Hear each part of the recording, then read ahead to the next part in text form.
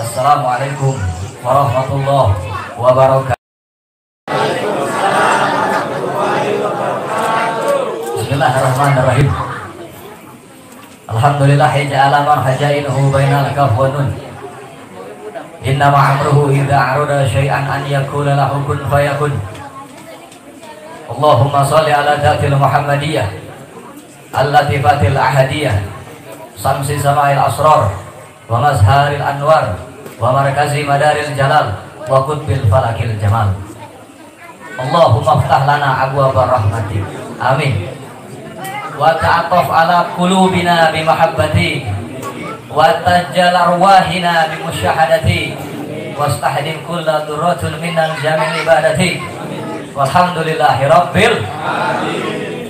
Yang saya cintai dan saya muliakan segenap para habaib, para alimil ulama, para kiai, para asatid, para tokoh masyarakat, para sesepuh desa, aparatur pemerintah, TNI, Polri maupun sipil, wabil khusus guru kita bersama Adailallah Mujahid Fisabilillah Al-Mahbub Al-Habib Muhammad Hamzah Ibn Nur As-Segaf. Doakan Allah panjangkan umur beliau, berkahkan kehidupannya, berkahkan rezekinya, berkahkan keluarganya, istiqomahkan dakwahnya, menangkan perjuangannya, dan Allah hancurkan musuh-musuh yang menjadi. Amin ya rabbal alamin. Dan salam ta'zim saya juga saya persembahkan untuk Bapak Kiai Haji Amsir selaku MUI Kalisoren, beserta salam takzim wal mahabbah saya kepada segenap para panitia PHBI Maulid Agung Sayyidina Muhammad SAW, yakni Bapak Ustadz Tatang dan jajarannya. Alhamdulillah didampingi dan dikawal oleh segenap keluarga besar Hikmah Sanggar Kucing Gunung dan BPP KB Banten, dan juga tim patwal pengawal ulama. Doakan seluruh para laskar, para mujahid, para pejuang, Allah panjangkan umurnya, berkahkan kehidupannya, berkahkan rezekinya, berkahkan keluarganya. Setiap langkahan yang digunakan untuk menolong agama Allah, Allah jadikan ridhonya Allah, Allah jadikan syafaatnya Rasulullah, dan senantiasa kelak di yaumil kiamah dikumpulkan barisan baginda Sayyidina Muhammad SAW. Amin ya rabbal alamin. Dan juga pada seluruh hadirin, bapak-bapak, ibu-ibu, pemuda-pemudi pecinta baginda Sayyidina Muhammad SAW yang alhamdulillah pada malam hari ini duduknya kita, kumpulnya kita dipandang oleh Allah, dilihat oleh Allah, dirahmati oleh Allah. Kenapa? Karena pada malam hari ini duduknya kita, kumpulnya kita untuk berzikir kepada Allah, mengagungkan Allah, memuliakan Allah, membesarkan Allah, dan kita punya lidah basah untuk bersalawat kepada baginda Nabi besar Muhammad. Di situ Allah turunkan rahmat, di situ Allah turunkan barakah, di situ Allah turunkan maghfirah. Dari mulai langkahan-langkahan kaki kita dari rumah menuju majelis, Allah ampuni dosa-dosa kita yang telah lalu. Dan pulang dari majelis yang mulia menuju rumah, setiap langkahannya Allah ampuni dosa-dosa kita yang akan datang. Pertanyaannya, majelis bagus atau tidak? Bagus atau tidak? Mulia atau tidak? Siap ramaikan majelis? Siap istiqomah majelis? Majelis ini alhamdulillah saudara, majelis adalah salah satu sebab Allah meredam murkanya. Majelis adalah salah satu sebab Allah meredam dari segala kemarahannya. Majelis juga menjadi sebab Allah turunkan rahmat kepada satu negara, satu kota, satu bumi. Majelis. Kita lihat ya, karena faktor PPKM dan lain-lainnya, betul? Bukan berarti kita takut kepada penyakit, bukan. Melainkan kita menghargai dan menghormati segenap aparatur pemerintah untuk menjalankan tugasnya, betul? Akan tetapi PPKM ini atau Corona ini jangan dijadikan kita untuk takut kepada Allah, untuk tidak takut kepada Rasulullah, jangan. Adanya penyakit, adanya bala, untuk tafakkur, untuk kita berpikir, untuk muhasabatun nafs, untuk merasa mendekatkan diri kepada Allah dan Rasulullah. Mungkin sebelum ada penyakit kita lalai dari Allah, mungkin sebelum ada corona kita jauh dari Rasulullah, mungkin sebelum ada corona kita jauh dari majelis taklim, betul? Terlebih lagi ini bulan-bulan mulia, ini bulan-bulan agung. Ini bulan yang dalam 12 bulan, satu bulan yang Allah muliakan setelah bulan Ramadan. Bulan apa? Kurang kompak. Bulan apa? Bulan Maulid lebih daripada bulan Ramadan. Bulan Maulid pun lebih daripada bulan-bulan yang lainnya. Kenapa? Karena tanpa adanya bulan Maulid, tidak akan lahir Sayyidina Rasulullah. Betul? Berarti tanpa lahirnya Rasulullah, tanpa lahirnya Nabi Muhammad, maka nggak akan ada Ramadan. Jangankan Ramadan, sholat saja tidak akan ada. Puasa, zakat, haji, umroh, kalau bukan karena Sayyidina Muhammad, nggak akan ada itu semua. Betul? Karena di atas dunia, saudara sudah dirahmati oleh Allah, di atas dunia ini nggak ada siapapun di atas dunia yang lebih dulu mencintai kita. Di atas dunia tidak ada yang lebih dulu menyayangi kita. Di atas dunia tidak ada yang lebih dulu merindukan kita.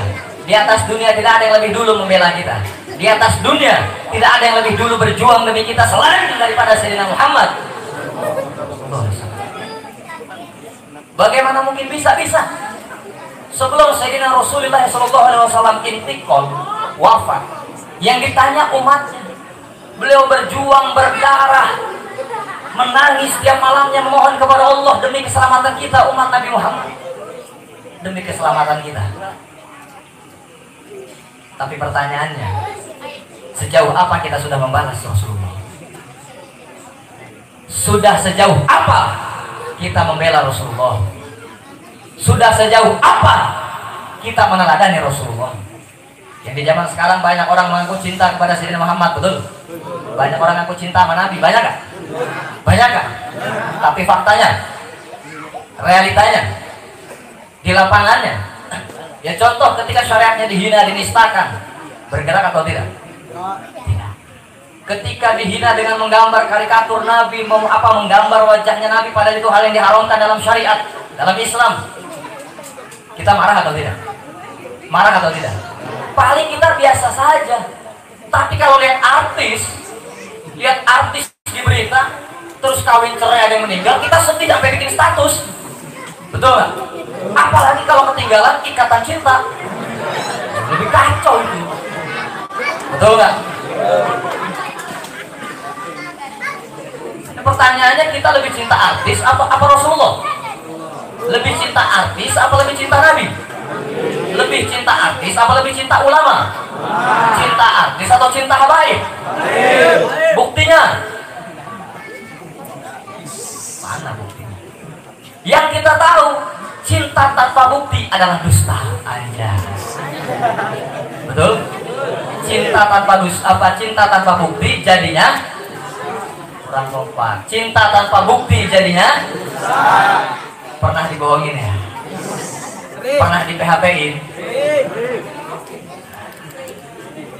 Ya karena begini, karena ini bulan Maulid Bapak Ibu, Masya Allah, luar biasa. Karena kata Sayyidina Rasulullah SAW, kalau kita mau dikumpulkan oleh Allah dengan Rasulullah, ahibbakum wa akrabukum minal majlisan. Kalau kita mau dicintai Rasulullah, apa kata Rasulullah? Kalian akan dicintai, wa akrabukum, dan kalian akan mendekat kepadaku, kata Rasulullah, minal majlisan, daripada tempat duduknya, yakni aksarukum alaiya shollah, yakni yang memperbanyak baca sholawat atas diriku. Pertanyaannya, kita baca sholawat cuma lagi sholat dan ngaji, betul nggak? Selebihnya ngapain kita? Selebihnya kita fitnah orang, selebihnya namimah, ngadu domba orang, selebihnya kita gibah orang, selebihnya buka aib orang, selebihnya ngomongin tetangga, selebihnya lagi ngomongin keluarga. Betul nggak? Nah itu lidah-lidah yang celaka Bapak Ibu. Itu lidah-lidah yang celaka nanti, baik di dunia maupun di akhir. Di akhirat, kenapa? Karena lidahnya nggak pernah basah untuk berzikir kepada Allah, lidahnya nggak pernah basah untuk sholawat kepada Rasulullah. Tapi kita mengaku Islam, orang tua kita Islam, kakek nenek kita Islam, tapi pengen masuk surga bersama Rasulullah. Tapi di kehidupan alam dunia, mana hal-hal yang kita lakukan untuk Allah? Mana hal-hal yang kita lakukan untuk Rasulullah, untuk Islam, untuk umat, untuk negara? Bab negara kita hidup tinggal hidup, betul nggak? Sumber daya alamnya banyak, walaupun banyak oknum-oknum yang memang memanfaatkan sumber daya alam kita, betul? Doakan Allah berikan mereka hidayah.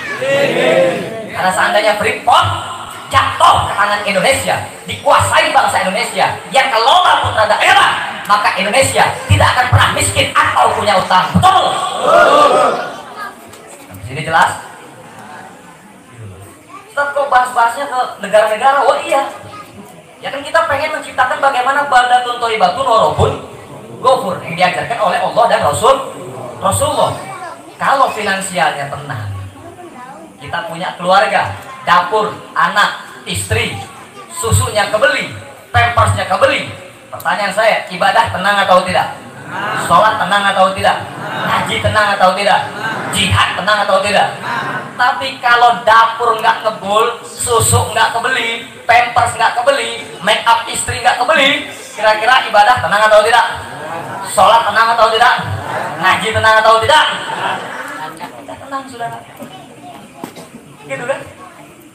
Jadi pertanyaan saya, kenapa harus menyinggung? Dalam arti bukan menyinggung, melainkan mengkaitkan dengan negara. Ya karena ini tanah lahir kita. Putra putri pertiwi ini kita.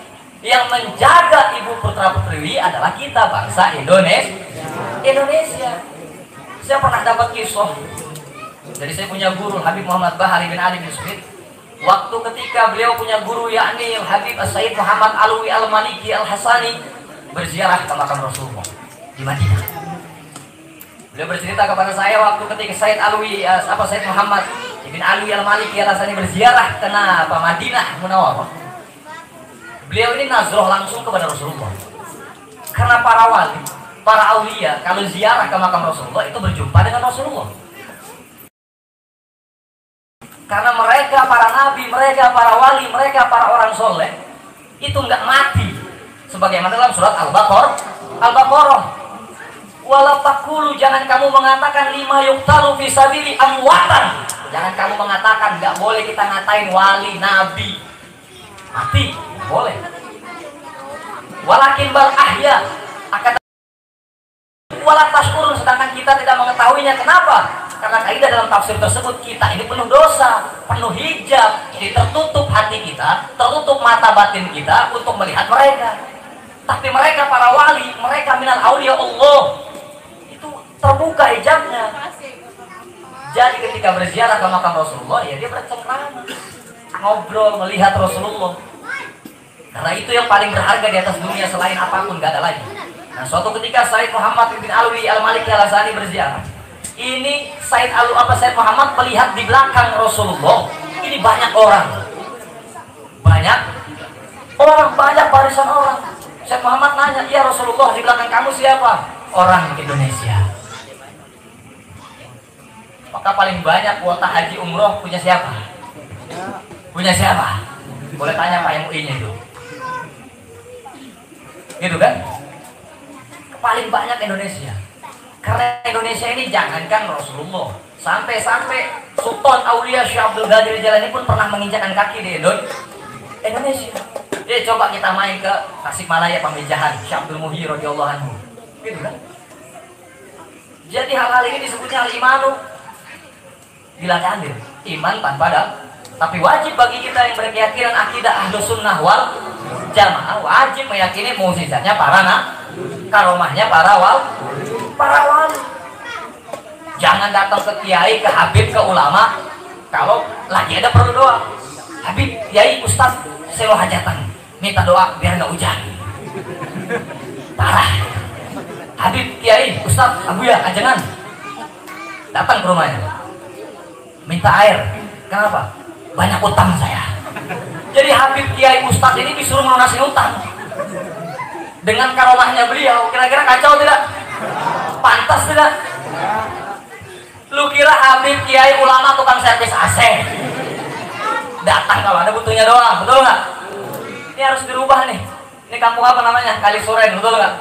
Kalisuren ini Habibnya banyak, kiainya banyak, abuyanya banyak, ajangannya banyak. Bohong kalau kita bicara Rasulullah, nggak bicara ulama. Bohong kalau kita bicara Rasulullah, pasti nggak melibatkan habaib. Bohong kalau kita bicara Rasulullah, nggak melibatkan para warasatul anbiya. Bohong. Ya kita mau langsung lihat Rasulullah, lihat akhlaknya, lihat teladannya, lihat wujudnya, nggak bisa. Kecuali ridho, izin dan madad langsung dari wali kutub, imam zaman, bisa. Terus bagaimana saat? Ya harus ya ayyuhallazina amanu ittaqullaha wabtaghu ilaihil wasilah.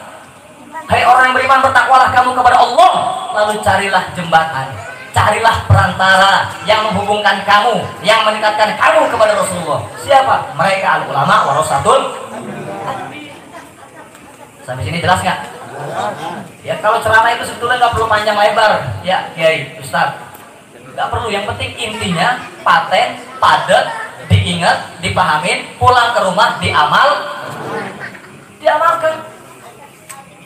Jangan kayak nonton yang nggak jelas. Kalau nonton artis, nonton sinetron, dapat ilmu nggak? Dapat ilmu nggak? Dapat ilmu nggak? Kalau datang majelis ilmu dapat ilmu, datang ke tabligh akbar dapat ilmu. Tapi kenapa sepi ini? Pandemi ya. Ya, semoga Indonesia Allah sembuhkan. Amin ya Rabbal. Saya mau tanya dulu nih sama Pak RT-nya kek, Pak RW-nya kek, atau panitia, ini sampai jam berapa saya ceramah ini? Ya, sampai pagi boleh kan?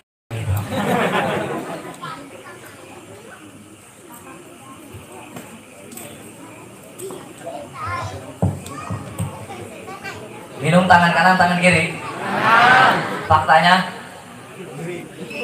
kalau di rumah, ya kalau dia ngeliat tangan kiri. Kalau dia ngeliatin kanan, pura-pura ngidupin sunnah saya. Gitu ya. Jadi jangan. Jadi intinya Maulid Agung Sayyidina Muhammad Sallallahu Alaihi Wasallam. Ya, tadi telah dibaca laqad ja'akumnya sama juga laqad kana lakum fi Rasulillahi uswatun hasanah, telah ada suri teladan yang baik yakni daripada Rasulullah. Karena tanpa Rasulullah kita nggak akan ada di alam dunia. Tanpa Rasulullah, ya mungkin kita nggak akan duduk di majelis mulia ini. Tanpa Rasulullah, ya mungkin hidup di alam dunia akan hampa. Walaupun kita banyak uang, banyak harta, banyak tanah, tapi kalau nggak ada Rasulullah dalam hati kita, maka semuanya nol, semuanya omong kosong. Dan pulang dari ini majelis, kalau saya menceritakan basyariah, kemanusiaannya Sayyidina Muhammad, itu nggak etis. Karena Rasulullah itu khairul khalqillah, khairul khalqinnas, sebaik-baik manusia, berarti sudah tidak bisa lagi dijabarkan kemanusiaannya Rasulullah seperti manusia lainnya. Karena Rasulullah itu, Masya Allah, Rasulullah itu laisa ainuhu wa laisa ghairuhu. Rasulullah itu bukan Allah, tapi bukan pula selain Allah. Sebagaimana dalam ayat surat Al-Fatihah, ahadullahu ahadukum. Tangan-tangan Allah berada di atas tangan-tangan kalian. Karena tangan-tangan Allah di sini bermakna adalah Sayyidina Rasulullah. Bukan tangan secara zahir bentuk tangan, bukan. Itu menandakan ketinggian derajatnya Rasulullah. Kira-kira pengen masuk surga ada Rasul, apa enggak pengen masuk surga tapi ngeliat Rasul? Bingung kan? Bingung kan? Makanya saya bilang sama Habib Hamzah, Bib, seandainya antum masuk neraka saya ikut. Kenapa? Ya karena neraka diciptain untuk Rasul. Kalau nggak ada Rasulullah nggak ada neraka. Ya nggak mungkin lagi juga Rasulullah atau Allah nih nyiksa cucu Nabi di neraka, betul nggak? Ya saya mending jadi sendalnya beliau. Selamat nggak? Selamat nggak? Kurang kompak. Selamat nggak? Ya selamat. Kita ini mau rajin sholat sekarang nih, mau rajin sholat, mau rajin puasa, rajin zakat. Tapi ternyata lebih dulu sendal kulit yang hina ketemu Allah naik ke langit. Sendal siapa? Rasulullah. Maka jadi lambang-lambang terompah, betul nggak? Berarti lebih mulia kita atau sendal? Lebih mulia kita atau sendal? Sendal. Itu sendal yang tiap hari diinjak-injak, betul nggak? Tapi diajak Rasulullah Isra Mi'raj. Berarti sendal itu luar biasa. Maka saya lebih baik jadi sendalnya habaib, jadi sendalnya ulama, jadi sendalnya kiai, habib, abuya. Jangan, lebih baik jadi sendalnya. Karena jadi sendalnya saja sudah alhamdulillah. Nah, terus intinya apa? Intinya itu Sayyidina Rasulullah sallallahu alaihi wasallam juga bersabda, "Wa man ahlul bait, wa man ahabba ahlul bait, faqad ahabba." Jadi kita nggak mungkin dapat cintanya Rasulullah tanpa cinta kepada ahlul bait. Jadi waman ahabba ahlul bait, dan siapa orang yang mencintai ahlul bait, faqad ahabani, kata Rasulullah. Berarti dia telah sampai mencintai. Waman ahabbani, kata Rasulullah, dan siapa orang yang telah cinta kepadaku, faqad ahabballah. Berarti telah cinta kepada Allah. Waman ahabballah dakhulul jannah. Jadi siapa orang yang cinta kepada Allah berarti dia masuk surga. Berarti tingkatannya ahlul bait, Rasulullah, baru Allah. Sampai sini jelas nggak? Jelas nggak? Terus apa lagi? Terus juga dengan mereka para ulama, dengan mereka para habaib, intinya kita khidmah, takzim, mahabbah. Karena mahabbah ini berat. Cuma orang-orang yang hebat, yang istimewa yang bisa mahabbah. Yang bisa khidmat juga adalah anugerah dari Allah. Yang bisa ngabdi sama habib, sama ulama, sama kiai, itu orang hebat. Pertanyaannya, kita datang ke ulama, ke habib, ke kiai mau ilmunya doang atau mau khidmah? Jangan cuma mau ilmunya doang, tapi khidmatnya nggak mau, ngabdinya nggak mau, percuma, nol. Maka 70% ilmu didapat dari mahabbah atau khidmah. Sampai sini jelas? Sampai sini jelas? Nah, untuk kaum perempuan, ini Maulid Agung Sayyidina Muhammad Shallallahu Alaihi Wasallam. Ambil ibroh dan itibar dari istri-istrinya para nabi. Yang sudah menikah atau yang belum menikah, ambil teladan dari istrinya nabi. Ambil contoh dari istrinya nabi. Maksudnya khidmahnya, perjuangannya, teladannya. Mohon maaf, jangan sampai istri wanginya, cantiknya, bersihnya cuma mau kondangan doang. Betul nggak Pak? Istri kita bersihnya di rumah apa kondangan? Cantiknya di rumah atau kondangan? Di rumah atau kondangan? Kalau di rumah, bawa petek, bawa minyak tawon kadang. Betul nggak? Ambil khidmah, ibroh, itibar dari perjuangan istri-istrinya Rasul, istrinya para nabi. Maksudnya gimana, Sat? Ya maksudnya khidmahnya. Mohon maaf, suami, kalau suami gak bisa jadi imam yang baik, belum bisa jadi teladan yang baik, yang penting sabar tuh bihukmillah.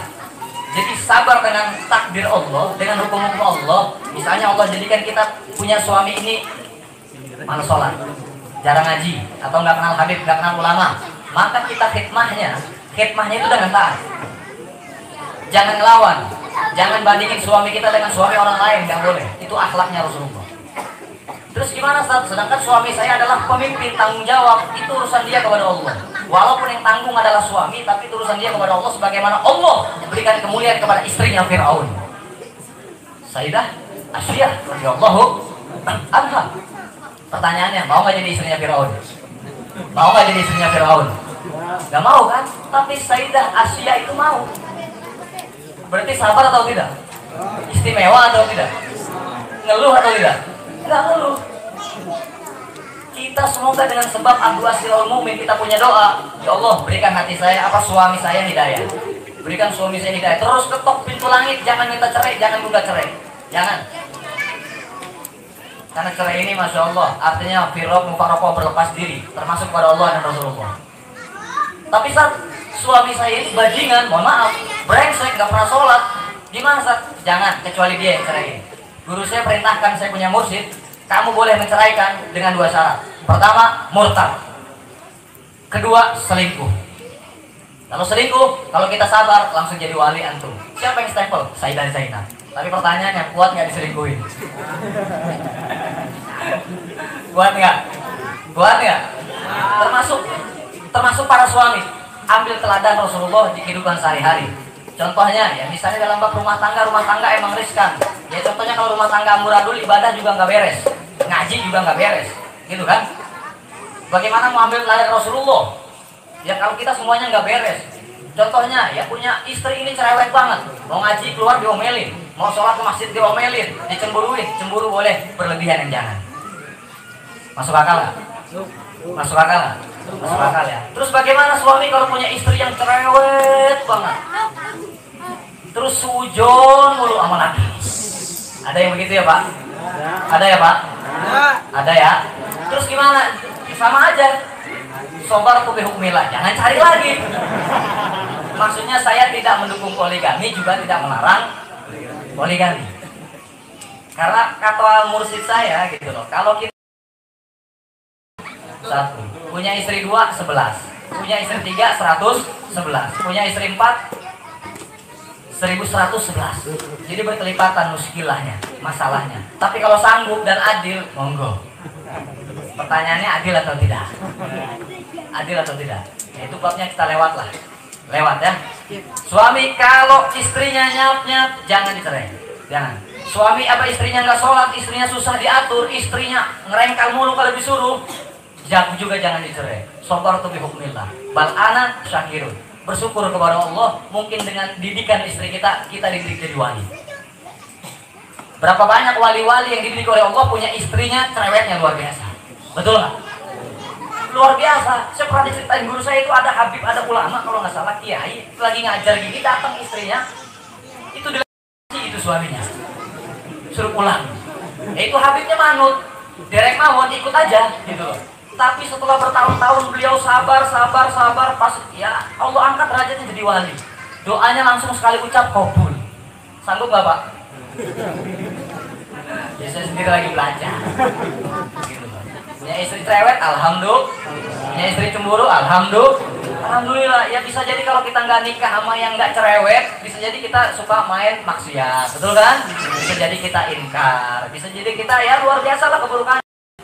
Jadi semua ada sebabnya. Di sini jelas? Sayyidina Rasulullah SAW. Ini paling utama, paling agung. Contohnya, teladan yang Allah Rasulullah berikan kepada kita ini luar biasa.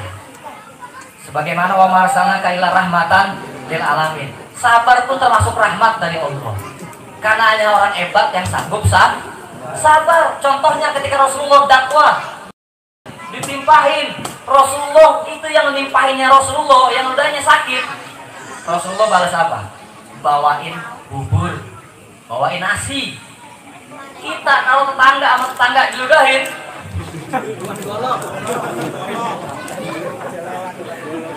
sama tetangga dilemparin batu, ini paling langsung kita berhendil ke rumahnya. Ya berarti belum rahmat kita. Ya kalau kita coba dizolimi tetangga gitu loh, ya kita datengin, bawain toprak kayak, bawain buah kayak gitu. Itu baru kita namanya mencontoh lakon karena lakum fi Rasulillah uswatun hasanah. Kalau belum sanggup Ustaz, doain.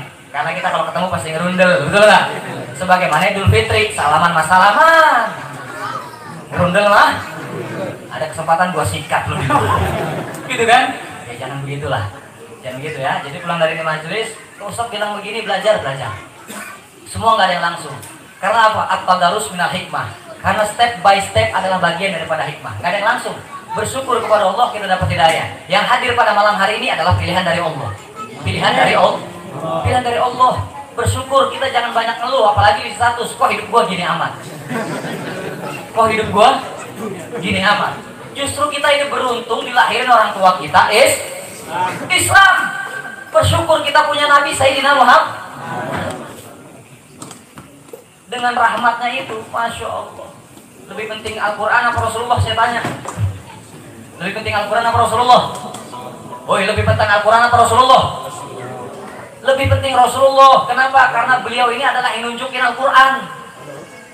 Kita umat Islam zaman sekarang kalau dikasih Al-Quran, terus dikasih satu hadis kutubus itu, hadis 6 imam besar, 6 imam, riwayat imam, termasuk Imam Muslim, Imam Bukhari dan lain-lainnya. Kira-kira pasti banyak salahnya. Kita ngaji Quran ada tafsir daripada ada ayat mutasyabihat yang harus ditanzih, tafwid, takwil, qiyas, betul nggak? Beda dengan ayat Muhammad, jelas. Makanya orang Muslim, orang Islam kalau nggak punya guru, nggak punya mursyid, ya akhirnya ibadah semaunya, syariat jadi semaunya. Ini celaka. Jadi pulang dari majelis saya nekanin bab mursyid ini, bab mursyid dan bab contoh dan bab mahabbah. Mursyid jelas. Guru, kiai, ulama, habib banyak. Cari, datangin mereka. Minta ridhonya biar kita diaku jadi muridnya. Entar beliau kasih nasihat, kamu kalau punya masalah rumah tangga begini, Rasulullah tuh gini nyelesainnya, solusinya begini, kamu banyak utang gini, anak susah diatur gini solusinya. Jangan kalau ada solusi penyakit gak beres datang ke dukun. Dikit-dikit dukun, dikit-dikit. Tahu dukun tong? Tahu dukun? Ya duduk yang tekun, terus dikoma namanya, gitu kan? Nah, terus intinya, kalau kita nggak punya mursyid, jadi siapa orang tidak memiliki mursyid, wa man nasyahun mursyidun lahu fa mursyidun syaitan. Jadi kalau kita nggak punya mursyid, maka guru kita adalah setan. Tadi bab rumah tangga udah ya, sekarang bab mursyid. Bab rumah tangga nih contoh Rasulullah, jangan contoh yang lain. Gak bisa lewat contoh Rasulullah, lihat rumah tangganya para habib, para ulama. Itu etikanya. Dalam bab mursyid, Rasulullah Sallallahu Alaihi Wasallam Ini mewajibkan kita untuk duduk dengan para ulama, para guru, para habib, ulama, kiai, ustaz. Terus duduk aja mereka, ambil ilmunya, nazrah wal madah. Insya Allah kita selamat. Jangan kita ngaku saya punya guru habib ini, saya punya guru kiai ini, saya punya guru ustaz ini. Pas ditanya, kiai ustaz punya murid ini enggak? Enggak. Banyak begitu kan? Banyak kan? Jadi lu murid aku jadinya.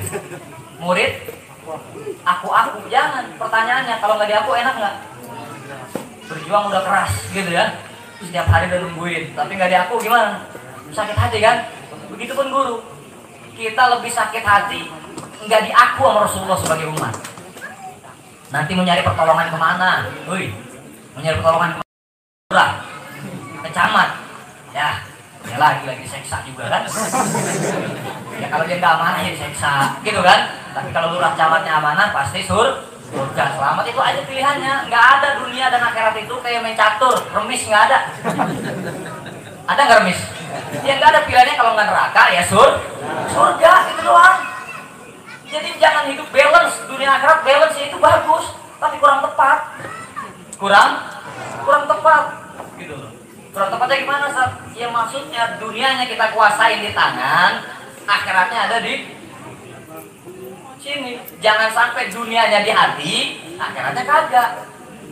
Balik lagi ke tadi gitu kan, dapur ngebul enak, susu ada, pampers ada, make up ada, ibadah jihad enak nggak? Ngaji enak nggak? Enak. Muslim bersatu, nggak ada masjid, musola, pesantren yang minta duit pinggir jalan.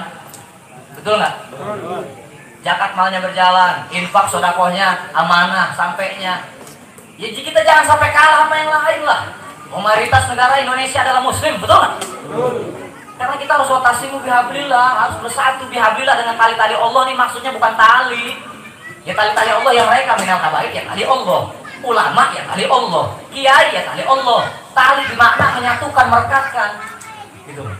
Ya di situ definisi tali apa? Berpegang teguhlah kamu dengan tali-tali Allah. Ya jangan didefinisikan sebagai tali rapiah. Tali Allah, tali rapiah nggak masuk akal, betul nggak?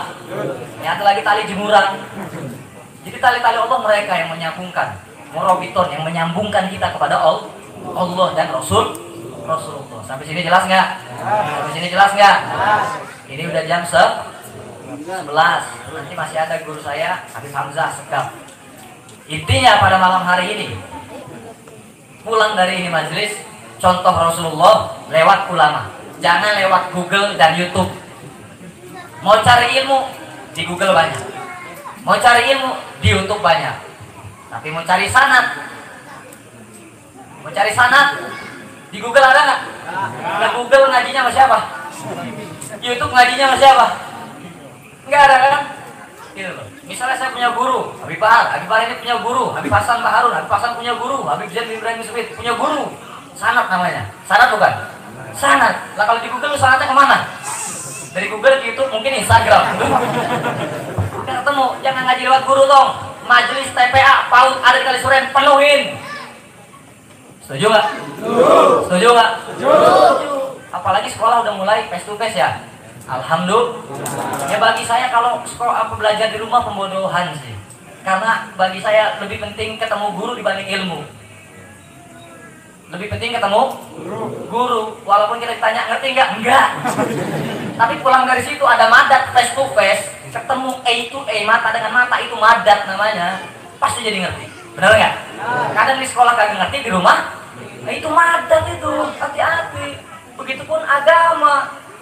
Ya, kalau belajar di Google lu dapat paling dapat laporan kuota habis. Sampai sini jelas? Bisa dimengerti? Bisa diamalkan? Di sini Pak Ustadz, Pak Kiai, majelis ada nggak? Namanya? Majelis apa? Namanya majelis zikir, tahlil dan bagus sekali nih. Zikir dan tahlil. Jadi jangan sama lu zikir sama tahlil. Kalau tahlil la ilaha illallah, kalau zikir Allah. Gak ada tahlil la ilaha illallah, zikir gak ada.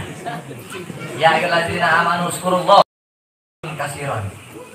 Hai orang-orang yang beriman kepada Allah, zikrun uzkurullah. Sebutlah zikir, zakiru, gitu kan? Zikron, zikir. Zikir itu menyebut asma Allah. Majelis zikir ini dahsyat. Majelis tahlil dahsyat, ratib, maulid juga dahsyat. Yang gak dahsyat, yang gak ada majelis. Betul nggak? Di majelis zikir, tahlil juga bisa menyelamatkan manusia. Ada atqiyah sugro, ada atqiyah kubro. Atqiyah sugro itu orang yang baca tahlil 700.000. La ilaha illallah 700 atau 70.000. Selamat ya. Atqiyah sugro. Pertolongan yang tidak ada lagi sanggup diberikan pertolongan selain kepada Allah Rasulullah lewat tahlil. Penuhin bu, jangan penuhin sinetron, jangan penuhin gibah, jangan penuhin ngerumpi. Bapak-bapaknya penuhin majelis, jangan penuhin empang bae, jangan mancing bae, jangan main catur bae. Ya main catur mancing boleh, mancing rahmat boleh, mancing berkah pun boleh, mancing keramat pun boleh. Contohnya mancing keramat, datang ke makam-makam wali, betul nggak? Mancing barokah, datang ke majelis ilmu. Mancing rahmat, perbanyak istighfar. Selamat nggak? Selamat, sampai sini jelas? Bisa dimengerti? Yang muda-muda lu jangan kebanyakan main game. Ya, kalau disuruh malu bapak lu, kalau udah main game ingat nggak? Dengar nggak? Kalau ajan dengar nggak? Kalau handphone udah miring dengar nggak? Kalau handphone udah miring dengar nggak? Setan budak. Jangan kesurupan setan budak. Game boleh aja, tapi sholatnya jangan ditinggalin, ngajinya jangan tinggalin, ngabdi sama orang tua jangan tinggalin, ngabdi sama ulama juga jangan ditinggalin. Sebagaimana Allah perintahkan kita sholat dalam 5 waktu, berarti semua ada waktu-waktunya. Kalau fardu ain udah dijalanin, sunnahnya dijalanin, ngabdi sama orang tua, sama guru, sama majelisnya udah dijalanin, tinggal udut-udut, bakar rokok, ngopi hitam, ngepus reng. Sampai sini jelas? Bisa dimengerti? Yang perempuan juga jangan main TikTok, neng. Jangan main. Kadang kiai, mohon maaf, istri saya juga suka nonton TikTok. Dalam arti nonton TikToknya gini, dia lihat orang pura-pura jadi ulama pakai udeng-udeng. Dia bilang, uang suami, uang istri ya uang istri. Dari situ uang saya akhirnya gede semua. Gara-gara TikTok itu. Itu secara dalilnya nggak ada. Saya tanya guru-guru, saya juga nggak ada. Itu pembodohan. Sampai sini jelas? Bisa diamalkan? Insya Allah. Kita baca Fatihah untuk ulama kita yang besar Habib Muhammad Rizik bin Husain bin Syihab, dan nantinya Habib Muhammad Hanif Al-Abtos, dan juga kita punya guru Habib Muhammad Bahar bin Ali bin Smith dan guru-guru kita yang lain. Semoga Allah berikan kekuatan kepada mereka. Allah turunkan pertolongannya, Allah turunkan bantuannya, mengangkat derajatnya, dan Allah berikan hidayah yang menzoliminya. Hidayatan fi syarafil Mustafa sallallahu alaihi wasallam. Siril Fatihah.